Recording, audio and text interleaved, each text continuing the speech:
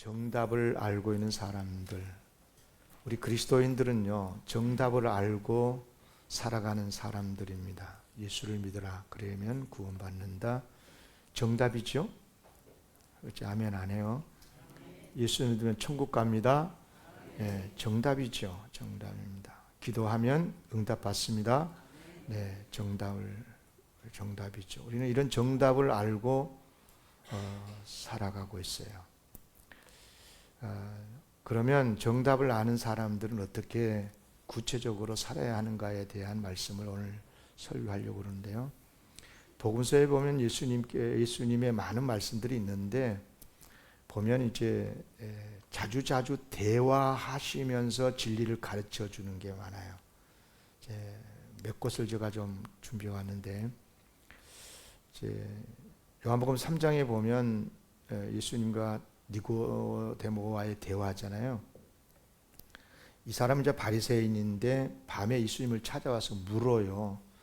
사람이 늙으면 어떻게 날 수 있사옵니까? 두 번째 모태에 들어갔다가 날 수 있사옵니까? 이제 구원 영생과 관련된 질문이었는데 예수님 뭐라고 그러시냐면 사람이 물과 성령으로 나지 아니하면 하나님의 나라에 들어갈 수가 없다. 굉장히 어찌 보면 좀 어려운 말씀이긴 한데 귀한 말씀을 하셨고요. 또 부자 청년이 또 예수님을 찾아와서 물었어요. 선생님이여, 내가 무슨 선한 일을 하여야 영생을 얻으리까? 그러니까 선한 일을 하면 영생을 얻는다고 생각을 했어요. 그렇게 물었어요. 무슨 선한 일입니까? 하니까 예수님이 어찌하여 선한 일을 내게 묻냐? 선한 이는 오직 한 분이시니라. 우리가 생명에 들어가려면 계명들을 지키라. 하나님의 말씀들을 지키라. 그렇게 말씀을 하셨습니다. 그러니까 이 사람이 또 다시 물었어요. 내가 이 모든 계명을 지켰는데 아직도 무엇이 부족합니까? 라고 물을 때 예수님이 네가 온전하고자 할진대 가서 네 소유를 팔아서 가난한 자들에게 주라. 그리고 와서 나를 따르라. 이렇게 말씀을 하셨습니다.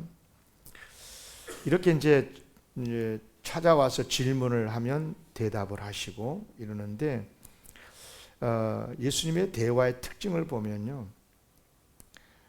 지식을 전달하고 지식을 전달받는 것을 뛰어넘어서 소위 상대의 의도를 꿰뚫고 그리고 본질적인 진리로 이끌어 가신다는 거잖아요.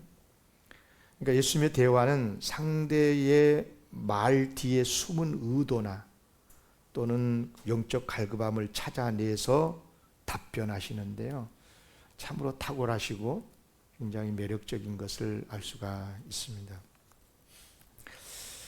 예수님께서 먼저 질문하시는 경우도 있어요. 보면 이제 제자들을 가이사랴 빌립보에 데리고 가셔가지고 거기서 이제 묻잖아요. 너희는 나를 누구라고 하느냐? 예수님 먼저 질문했어요. 이번에는요. 그러니까 베드로가 그러잖아요. 주는 그리스도시요 살아계신 하나님의 아들이십니다. 라고 대답을 했어요. 또 부활하신 다음에 이제 제자들이 다시 갈릴리 바다로 고기 잡으러 갔잖아요. 찾아가셨어요. 예수님이. 부활하신 예수님이 가가지고 그 중에 베드로에게 그러잖아요. 요한의 아들 시몬아, 네가 이 사람들보다 나를 더 사랑하냐? 베드로가 그러잖아요. 주님 그러합니다. 내가 주님을 사랑하는 줄 주님께서 아시나이다. 3번이나 반복이 되고 있지 않습니까? 좀 의미는 다르지만 이렇게 이제 예수님께서 질문을 하시고 그들의 신앙을 유도하시고 진리로 이끌어 가시고 다시 사랑을 회복시켜 주시고, 그러니까 단순한 대화가 아니고 질문을 하실 때는 그들로 하여금 다시 하나님께로 말씀으로 회복되도록 하시기 위한 그런 의도로 질문을 하셨구나 하는 것을 알게 되는 거고요. 또 이런 것도 있어요. 예수님을 함정에 빠뜨리려고, 예수님을 시험하려고 던진 질문들도 있었는데 아주 못된 사람들이죠. 바리새인들과 서기관들이 많이 그랬어요. 자, 바리새인이 그러잖아요. 가이사는 로마 황제를 말하는데 가이사에게 세금을 바치는 것이 옳습니까? 옳지 않습니까? 예수님이 명료하게 대답하시잖아요. 가이사의 것은 가이사에게, 하나님의 것은 하나님께 바치라. 아멘. 정말 명쾌한 말씀이 아닐 수가 없습니다. 휘말리지 않는다는 뜻인 거죠. 또 이런 질문을 한 율법 교사가 있었어요. 마태복음 22장에 보면 한 바리새인 율법 교사가 와가지고 선생님, 율법 중에서 어느 계명이 큽니까? 라고 묻잖아요. 그때 예수님이 그러셔요. 내 마음을 다하고 목숨 다하고 뜻 다하고 내 주 너의 하나님을 사랑하라. 그리고 이제 둘째도 그와 같으니 내 이웃을 내 자신같이 사랑하라 하셨다. 하나님의 말씀 그렇다는 거예요. 이 두 계명이 온 율법과 선지자의 강령이다, 성경이다, 캐논이다. 이 말씀대로 살아라는 거잖아요. 참 우리 예수님은 대답이 명쾌하셨고 진리로 이끌어 가시는 것을 알 수가 있습니다. 그런가 하면 요한복음 18장에 보면 예수님은요, 세상의 소위 권력자들과도 대화를 하셔요. 예수님이 이제 붙잡히시고 십자가에 죽기 전에 신문을 당하시잖아요. 근데 본디오 빌라도가 이제 신문 중에 예수님께 이런 질문을 했어요. 야, 네 진짜 유대인의 왕이냐? 라고 물었잖아요. 그때 예수님이 이렇게 대답했어요. 내 나라, 주님의 나라는 이 세상에 속한 게 아니다. 만일 내 나라가 이 세상에 속한 것이었더라면 내 종들이 싸워서 나로 유대인들에게 넘겨지지 않게 하였으리라. 이제 내 나라는 여기에 속한 것이다. 그러니까 예수님의 나라는 이 세상에 속한 것이 아니다. 네가 유대인의 왕이냐? 그러니까 웃긴 소리 마. 나 유대인의 왕이라 생각하지 마. 나는 이 세상에 속한 게 아니야. 내 나라는 이 세상에 있는 게 아니야. 뭐 이런 식으로 예수님이 대답을 하셨어요. 그러자 빌라도가 아주 정치적인 아주 술수가 능한 사람이거든요. 이제는 반대로 질문했어요. 그러면 네가 왕이 아니냐? 아까는 네가 왕이냐 그랬잖아요. 그러니까 이번에는 아니다 그러니까 네가 왕이 아니냐? 거꾸로 질문을 했어요. 그러니까 예수님이 뭐라고 그러시냐면 네 말과 같이 내가 왕이라. 이번에는 왕이라 그러죠. 왕이라 그러면서 내가 이를 위하여 태어났고 이를 위해서 세상에 왔다. 곧 진리에 대하여 증언하려 함이니라. 무릇 진리에 속한 자는 내 음성을 듣느니라. 내가 왕으로서 내가 말하는 모든 것은 진리이니까 진리에 속한 자는 나를 왕으로 알 거고 내게 속하게 되고 내 음성을 듣게 된다. 아멘. 참 우리 예수님의 대답은 지혜롭고요. 대단한 진리로 이끄시는 아주 명료하고 아주 분명한 말씀이란 것을 알 수가 있습니다. 제가 이제 몇 가지 예수님의 소위 이제 대화에 대한 내용들을 여러 부류의 내용으로 여러분에게 소개를 했는데요. 그런데 이제 예수님의 대화와 관련해서 질문이나 또 대답과 관련해서 우리가 좀 몇 가지 좀 생각을 해볼 게 있는데요. 먼저는 뭐냐면 여러분 질문을 왜 합니까? 누구에게 뭘 물어보잖아요. 그럼 왜 물어보는 거예요? 모르니까 알고 싶어서 그죠? 어디를 가려고 하는데 어떻게 갑니까? 물어보잖아요. 그러면 그 길을 알고 싶어서 그렇잖아요. 모르는 것을 정답을 알고 싶어서 모를 때 질문을 하는 거잖아요. 마태복음 19장 앞에 말씀드렸습니다마는 이 사람이 부자 청년인데 이 사람이 예수님께 와가지고 그러잖아요. 선생님이요, 내가 무슨 선한 일을 하여야 영생을 얻으리까? 이렇게 물었어요. 이제 이 사람은 뭐냐면 정말 영생의 방법을 알고 싶어서 물은 거거든요. 그리고 알면 따르겠다는 마음으로 질문을 한 거예요. 매우 바른 자세고 아주 귀한 질문인 거죠. 여러분요, 하나님 앞에 질문을 많이 해야 돼요. 기도할 때도 하나님 어떻게 해야 됩니까? 정말 알고 싶습니다. 그죠? 이렇게 해야 됩니까? 저렇게 해야 됩니까? 물어야 되는 거죠. 또 여러분 목사를 찾아서도 질문한 것도 좋아요. 하나님, 목사님, 제가 이렇게 일이 있는데 어떻게 하면 좋을 것 같습니까? 그렇게 하고 모르니까 알고 싶어서 질문하는 것은 바른 태도죠. 그런데 뭐냐? 오늘 본문에 이제 그 내용인데요. 가끔은 정답을 알고 있어요. 확실히 알고 있어요. 그런데도 질문하는 경우가 있어요. 이런 경우는 아주 나쁜 동기가 있어요. 나쁜 의도를 가지고 안가 모른가 실험해 보려고, 시험해 보려고. 예, 예. 바르게 대답하면 좀 안 해? 그러고 틀리게 대답하면 그것도 모른 것이 그러려고 그런 거 아니겠어요? 이제 오늘 본문에 보면 여기 25절 그러잖아요. 25절을 보면 어떤 율법 교사가 일어나 예수를 시험해 보는 거죠. 선생님, 내가 무엇을 하여야 영생을 얻으리까? 예. 여러분, 이건 아주 나쁜 사람이잖아요. 그러니까 예수님도 그 사람의 속셈을 모르실 리가 없어요. 이런 경우에요, 예수님은요 바로 대답을 잘 안 하셔요. 어쨌든 뭐랄까 시험하려고, 예수님을 실험해 보려고 질문한 경우는요 대답을 잘 안 하세요. 그러면서 역질문을 해요. 야, 뭐라고 그러냐 예수님이? 율법에 무엇이라고 기록되었으며 네가 어떻게 읽느냐? 예, 역으로 질문을 하셨어요.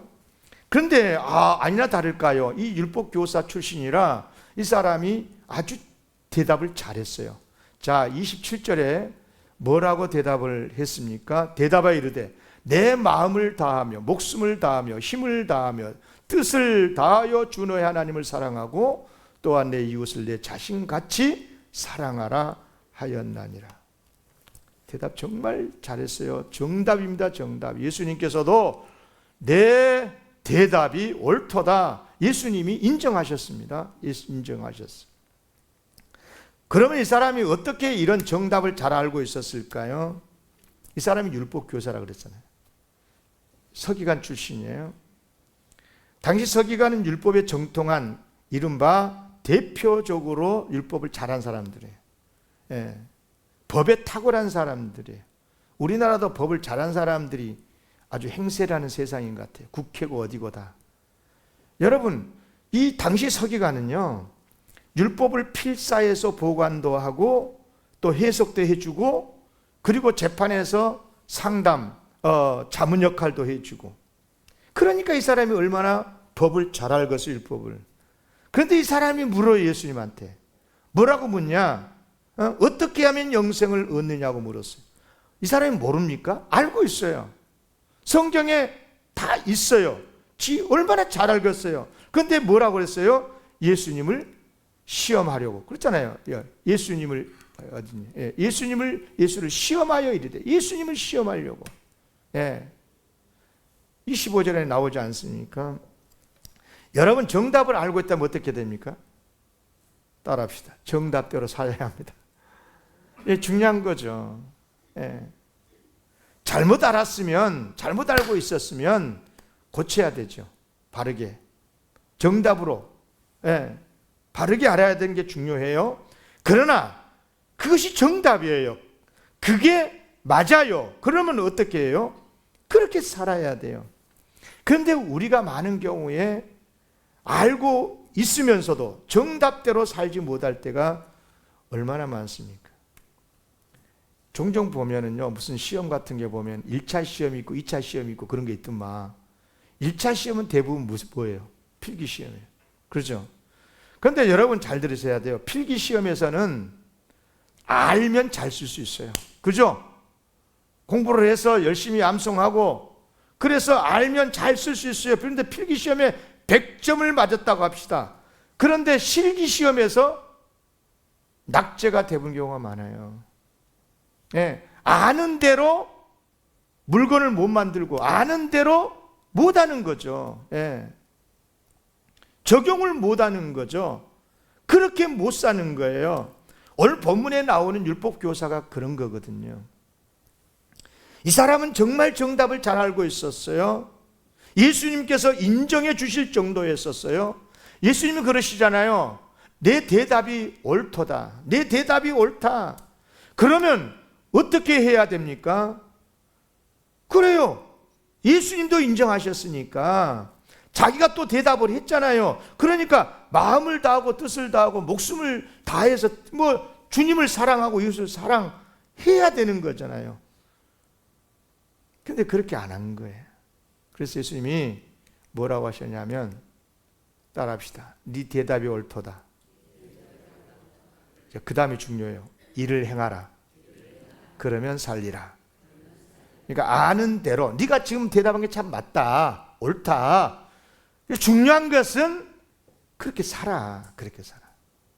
마음을 다하고 뜻을 다하고 힘을 다해서 하나님 사랑하고 이웃도 네 자신과 자신을 사랑한 것처럼 사랑하고. 아멘. 굉장히 중요한 말씀. 우리가 세상에서 욕을 먹는 이유 가운데 하나가 이거 아니겠어요? 아는 대로 못 살고 있는 거잖아요. 여러분, 율법교사의 질문이 이거였잖아요. 무엇을 해야 영생을 얻느냐고. 근데 예수님 뭐라고 그랬어요? 네가 아는 대로 행하라는 거예요. 여러분, 영생이라는 것은요, 정답을 알고 있다고 구원받는 게 아니에요. 영생 얻는 게 아니에요. 대단히 죄송하지만 예수 안 믿는 사람 중에도 예수를 믿으면 구원받고 천국 간다는 것 아마 모르는 사람 별로 없을걸요. 그런데 안 믿잖아요. 그렇게 안 살잖아요. 예수를 믿는 삶을 안 살잖아요. 예배도 안 드리잖아요. 그러면서 맨날 교회 욕하잖아요. 여러분, 아무리 정답을 알고 있고 100점을 맞아도 정답대로 믿고 정답대로 살지 않으면 영생 못 얻습니다. 굉장히 중요한 말씀이에요. 이제 이런 맥락에서 오늘 본문에 나온 29절부터 37절까지의 그 유명한 비유죠. 선한 사마리아인의 비유인데요. 이 비유의 말씀을 정확하게 이해를 해야 됩니다. 내용은 잘 아실 겁니다. 어떤 사람이 이제 예루살렘에서 여리고로 내려가다가 강도를 만났다네. 강도를 만나서 옷도 다 뺏기고, 그리고 얻어맞아 폭행을 당하고 거의 죽게 되었어요. 쓰러져 있어요. 지금 죽어가고 있어요. 근데 마침 한 제사장이 가다가 그걸 봤고, 그러면 빨리 좀 해야 되잖아요. 이렇게 응급조치도 하고. 근데 그냥 피해 갔다네. 한 레인이 또 지나갔어요. 그런데 이 사람도 마찬가지 못 본 채 지나갔어요. 지금 무슨 말하고 있는 거예요? 이 비유 속에서 지금 예수님이 이 사람들이 어떻다는 거예요? 이 사람들은 뭐예요? 정답을 알고 있으면서 행동하지 않는 사람들이라는 거예요. 이웃을 사랑해야 한다는 것. 이 사람들은 제사장이고 레인들이니까 더 잘할 수 있는 사람들인 거예요. 그래요.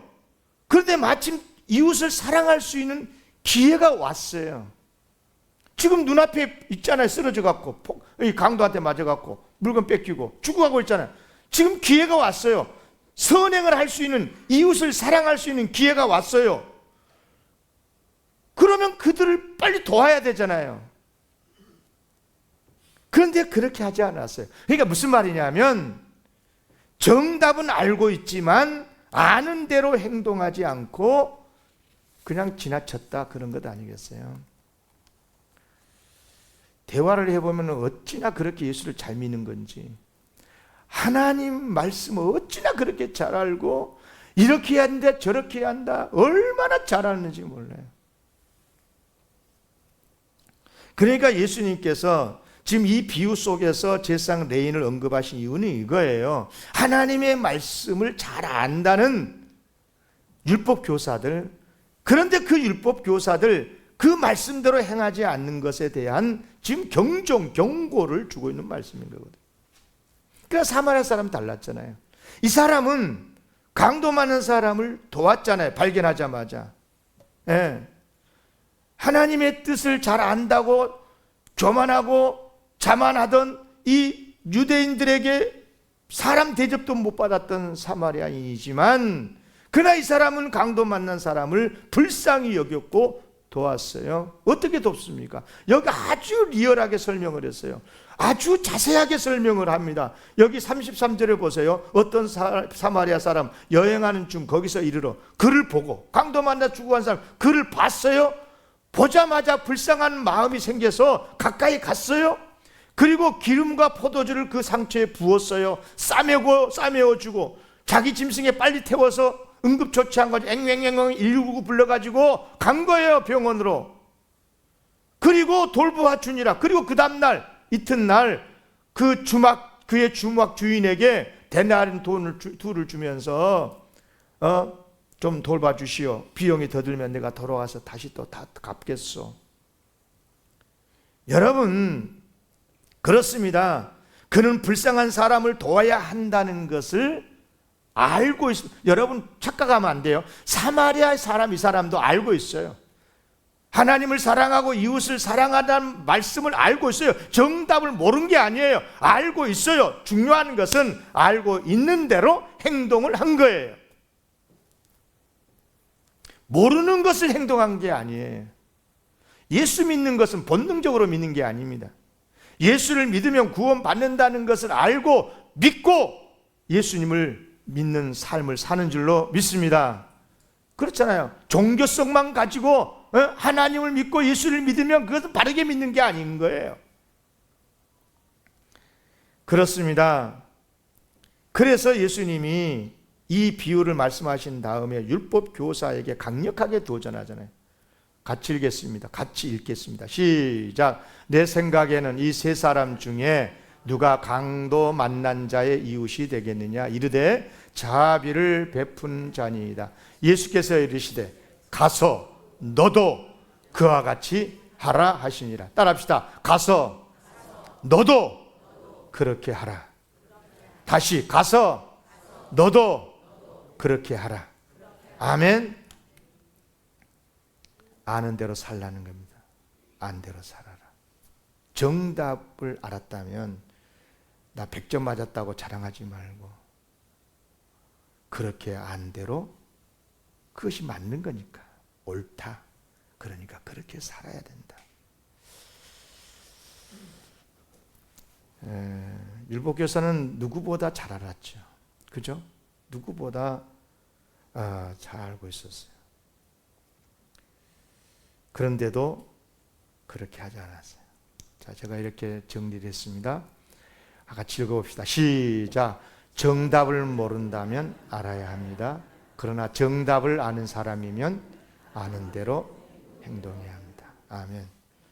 여러분, 정답을 아는 것도 굉장히 중요해요. 이만희가 보혜사라 그러면 정답 틀린 겁니다. 그렇게 하면 안 돼요. 정답을 바르게 알아야 돼요. 예수만이 보혜사시고 예수님만이 우리의 구원의 주님입니다. 아멘. 성령님만이 하나님의 영이시고 우리의 보혜사입니다. 아멘. 문선명이는 하나님 아버지가 아니에요. 아버지가 아니에요. 그 사람 믿어도 지옥 가요. 예수 그리스도만 믿고 하나님을 아버지라고 믿어야 천국 갑니다. 아멘. 그래서 다시 말하면 지금 무슨 말씀을 드리냐면 정답을 바르게 알아야 돼요. 종교를 갖는다고 다 구원하는 게 아니에요. 그러니까 정답을 정확하게 아는 건 중요하고 그 다음에가 더 중요한데 알았다면 믿고 아는 대로 살아야 돼요. 아멘. 아멘. 그런데 여러분 이걸 아십니까? 아는 대로 사셨고 아는 대로 행동하신 분이 계셔요. 온전하게 아셨고 온전하게 아는 대로 사신 분 누구시죠? 예수님이시죠. 정말 전생애를 통해서 그렇게 사셨죠. 그런 의미에서 여기 비유 속에 나타나고 있는 사마리아 사람, 이 사람은 곧 예수님을 설명하고 있는 겁니다. 예수님을 설명하신 거예요. 과연 우리 예수님께서는요, 선한 사마리아인처럼 강도 만난 사람에게 조금도 주저하지 않고 가까이 가셨죠. 강도 만난 사람들이 누구예요? 이 땅에 살아가고 있는 여러분과 저가 아니겠어요?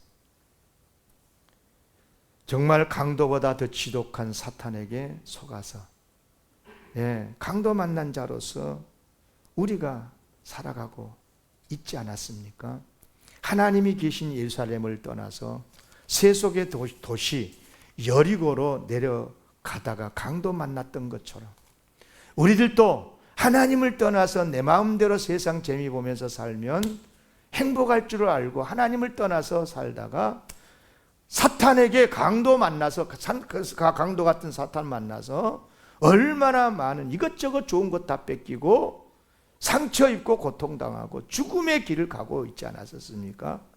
그런데 예수님께서 저 하늘의 하나님의 보좌에서 우리를 보시고 즉시 내려오셔서 사마리아인이 기름과 포도주를 상처에 발라주셨듯이 십자가의 보혈로 우리의 모든 죄를 다 씻어주시고 우리를 싸매워 주시고 그리고 주막 같은 주님의 몸값 피값으로 사신 교회를 곳곳에 세워놓으시고 그리고 거기서 지속적으로 돌봄을 받을 수 있도록 해주셨어요. 정말이지 우리 예수님은 선한 사마리아인과 같은 분이 아니셨습니까?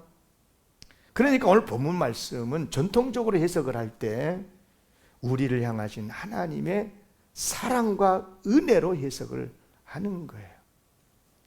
이제 중요한 것은 우리도 그렇게 해야 한다는 거잖아요.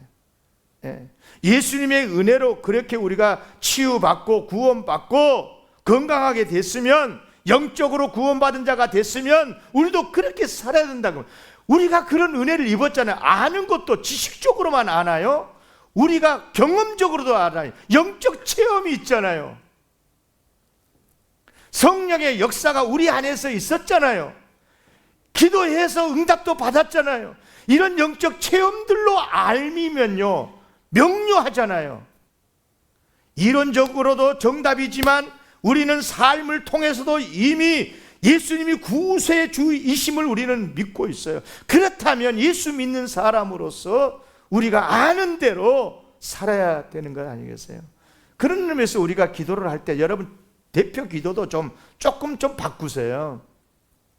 여러분 기도 내용이 이래야 돼요. 하나님 하나님 말씀을 더 알기를 원합니다. 물론 알아야 돼요. 바르게 알아야 되니까.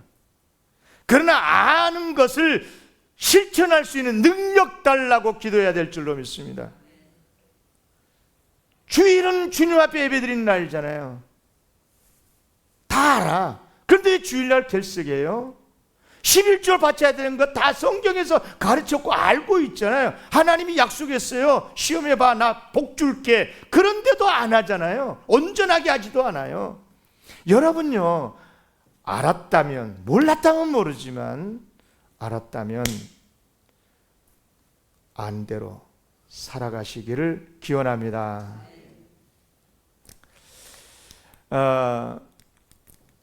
빌립보서 3장에 보면 사도 바울의 이런 고백이 있어요. 내가 이미 얻었담도 아니고 온전히 이루었담도 아니고 오직 내가 그리스도의 잡힌 바 된 그것 잡으려고 달려가노라. 형제들아, 난 아직 내가 잡은 줄로 여기지 않고 오직 한 일 곧 뒤에 있는 것 잊어버리고 앞에 있는 것 잡으려고 표대를 향해 그리스도 예수 안에서 하나님 이에서 부르신 부름의 상을 위한 내가 달려간다. 보통 이제 이 말씀의 전통적으로 해석은 뭐냐면 사도 바울의 신앙 고백이거든요. 그러니까 내가 지금까지 이루었던 삶의 열매들, 복음의 열매들 많이 있다. 그러나 이것 생각하지 않고 그것은 잊어버리고 오직 위에서 부르신, 하나님이 부르시고 예수님이 부르신 그 부름의 상을 위해서 앞만 보고 달려가겠다. 그게 신앙 고백이거든요. 그러니까 그래야 교만하지 않고 맨날 과거에 내가 어땠다 이런 말 하지 않고, 그죠? 그런데 이 말씀은 사실 오늘 본문의 메시지와도 일맥상통해요. 무슨 뜻이냐면 지금까지 이루었다. 이것은 우리 성도들이 이미 알고 있는 복음을 말하는 거죠. 우리는 예수 그리스도의 복음을 알고 있잖아요. 이제 앞을 보면서 달려간다. 이 말은 무슨 말이냐? 이제 내가 알고 있는 복음대로 믿고 주님의 명령대로 살아가는 것. 이것은 선택이 아니고 필연이다 말이에요. 굉장히 중요한 말이에요. 예수를 알고 믿는 것은 필연이고, 예수 믿고 나서 그 복음대로 말씀대로 살아가는 것은 선택입니까? 그럴 수가 없다 그 말이에요. 굉장히 중요한 말씀이에요. 여러분, 마치 이런 거죠. 어머니가 임신을 했어요. 태중에 아이가 있잖아요. 그러면 이제 아기는 10개월 후에 반드시 태어나야 돼요. 안 태어나면 산모도 죽고 아이도 죽어요. 그런 것처럼 우리가 예수 그리스도의 복음을 알고 믿었다면 그 말씀대로 살아야, 그렇죠, 그래야 네가 사는 거예요. 영생을 얻을 수가 있는 거예요. 만약에 그렇게 못 살면 어떻게 하면, 안대로 믿지 않고 예수 그리스도를 믿으면 구원받는다는 걸 알고 있으면서도 믿지 않고 예배하지 않고, 그럼 어떻게 되겠어요? 그 신앙은 죽어갈 수밖에 없어요.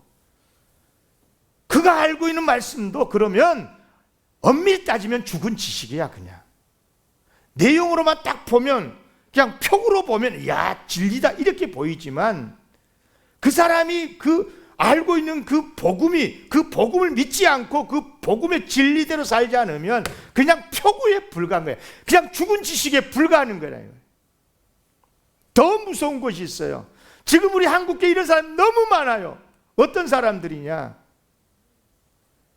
같은 하나님의 말씀인데 그 말씀을 가지고 살리는 생명의 말씀으로 쓰지 않고 죽이는 무기로 쓴 사람들이 너무 많아요. 말씀을 가지고 하나님 말씀을 쭉 이야기를 해놓고 이대로 안 사니까 죽어 하는 거, 정의의 이름으로. 웃기고 있어요. 지도 그렇게 못 살면서. 여러분, 그러면 안 되는 거예요. 하나님의 말씀은 살리는 말씀이잖아요. 내가 아는 대로 믿고 그래야 내가 살고, 나를 살려준 그 하나님의 말씀대로 우리가 또 살 때 그래야 이웃도 살리고. 아멘. 여러분, 하나님의 말씀을 가지고 죽이는 무기로 쓰면 안 됩니다. 진짜 그러면 바리새인데요. 그러면 이건 안 되는 거예요. 예. 생각해봐. 한번 생각해봐. 아니, 세상천에 하나님의 말씀으로 생명을 죽인다? 이야, 이건 두려운 이야기 아닙니까? 예. 그러나도 지금 간신히 교회 다니고 있고 예수 믿고 그러고 있는데 맨날 나쁜 교회 이야기만 퍼날리면서, 여러분 뭐하려 퍼날리는 거예요, 그런 것들. 우리 영광교회 성도들은 제발 그러면 안 했으면 좋겠어요. 목사가 어떻더라, 교회가 어떻더라 그러면 막 마치 무슨 복음을 얻은 것처럼 그냥 막 퍼날려. 카톡으로 그냥 아침마다 와, 아침마다. 내가 여러분한테 온 건 아니고 얘가 터져 죽겠어. 얘가 터져 죽겠어. 그러면 당신이나 잘하시오라 그랬다. 제가 그렇게 답 줄 때도 있어요. 대꾸도 안 하고. 여러분, 그러지 마세요. 예수님이요 이런 말씀을 하셨어요.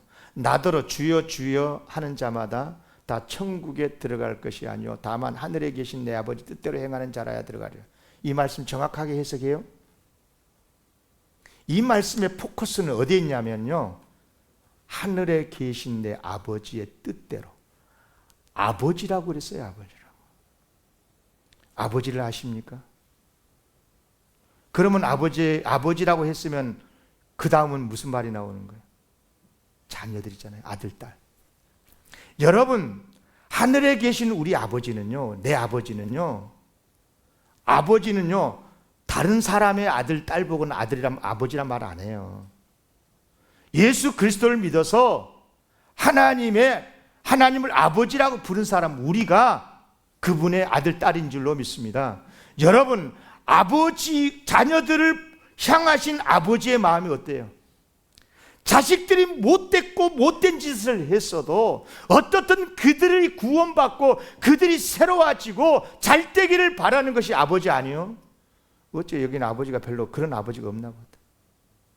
그렇잖아요. 우리 아버지 자식들이 분들은 알잖아요. 우리 아버지의 뜻이 뭐예요?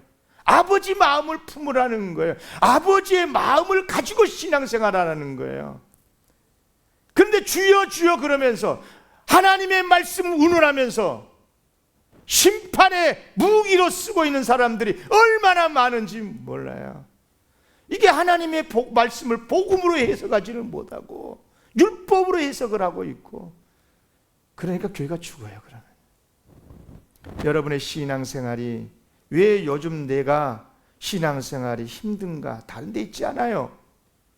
예수 믿는 사람으로서 하나님이 내 아버지라고 믿고, 아버지라면 나를 향하신 아버지의 마음이 어떤 마음인지를 알고 그 아버지 앞에 감사하고 아버지의 마음이 원한 대로 살아가야 될 줄로 믿습니다. 그 뜻이에요, 이 뜻이에요. 그런데 이것을 율법으로 해석한 사람들은 봤어요? 나 주석에도 봤어요. 틀려서 주석이요. 그렇게 해석하면 안 되는 거예요. 아버지가 포커스예요. 이야기 하나 하고 마칠게요. 어느 동네에 자파상을 운영하는 이제 가게가 있었는데, 그 이제 자파상을 하는 사람이 자기 가게에 오는 손님들에게 이렇게 늘 말했대요. 이번에 새로 부임하신 목사님이 엄청 설교를 잘해요. 손님이 그래요? 그 교회 다니신가 봐요? 지난주에 그 목사님 무슨 설교를 하셨나요? 자파상 주인이 주저주저 하면서 그게요? 그러면서 사실은 제가 바빠가지고요 그 교회 못 다녀요. 교회 못 다니고 있어요. 그런데 어떻게 교회 가지도 않으면서 목사님이 설교 잘하는데 어떻게 잘하십니까? 그 주인이 빙긋 웃으면서 하는 말, 그 목사님이 부임한 이후부터 그 교회 성도들이 예상값을 안 떼먹고 잘 갚거든요. 그런 줄 아세요. 말씀 마칩니다. 진심으로 축복합니다. 삶이 되기를 바랍니다. 하나님의 진리의 말씀 아는 대로 살아보십시다. 신령과 진정으로 예배하라 했잖아요. 그러면 예배할 때 정말 신령과 진정으로 예배하기 위해서 몸부림도 해보고, 예수님이 그러셨잖아요. 너희 원수를 사랑하라. 너희를 박해하는 자를 위해서 기도하라. 너무 잘 알고 있잖아요. 그렇다면 아무리 내 마음에 좀 힘듦이 있어도 밀어내지 말고 용서해 보려고 몸부림도 하고, 사랑하려고 능력 주시라고 기도하고, 사랑의 능력 주시라 기도도 하고, 그렇게 해서 아는 대로 살아보려고 노력하는 우리 성도들 되시기를 기원합니다.